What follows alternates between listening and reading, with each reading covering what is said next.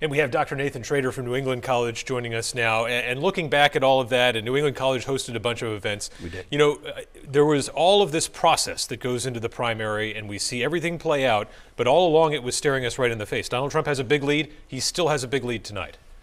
That's true. And I was thinking back to this a few days ago that could we have predicted on January 7th, 2001, the day after the insurrection, that Donald Trump would be looming this large over the race and prepared to perhaps win the Republican nomination again with a significant victory here if that happens.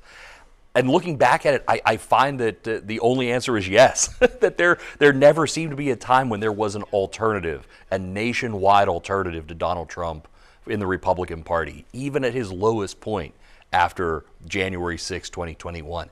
It now feels like it was inevitable because there just never was another option. What about what's going on here right now? Ron DeSantis dropping out. Does that close the door a little bit more on Nikki Haley right now?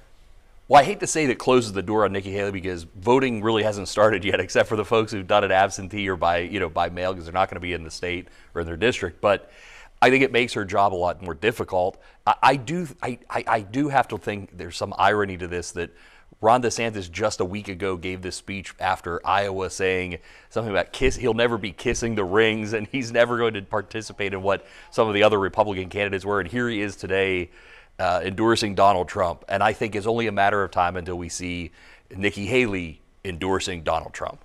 And Haley is following a very classic playbook right now. We see her doing the diner stops and all of those things, really almost kind of recreating what Governor Chris Sununu does. He's right there with her in a gubernatorial race. Is that enough, though, to really break the dynamic of being down 10 to 15? So Nikki Haley isn't just running against Donald Trump.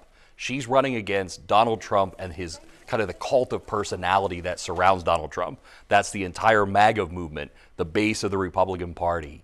All of kind of the energy and excitement. We just saw that video a few minutes ago of the Rochester kind of the warm up of that. Yeah. You heard the people there chanting, "We want Trump." You know, it's really hard to match that kind of enthusiasm. But let's be fair to Nikki Haley.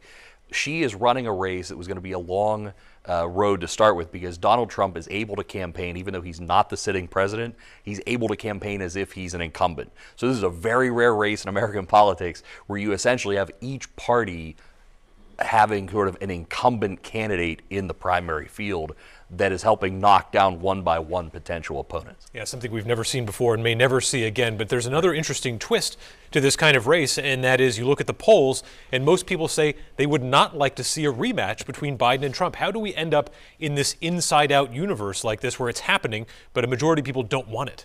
Well, what part of the deal is that Donald Trump has been kind of since he was president, head of the Republican Party, head of his figurehead RNC chair is in place, and the state party chairs tend to be more Trump people.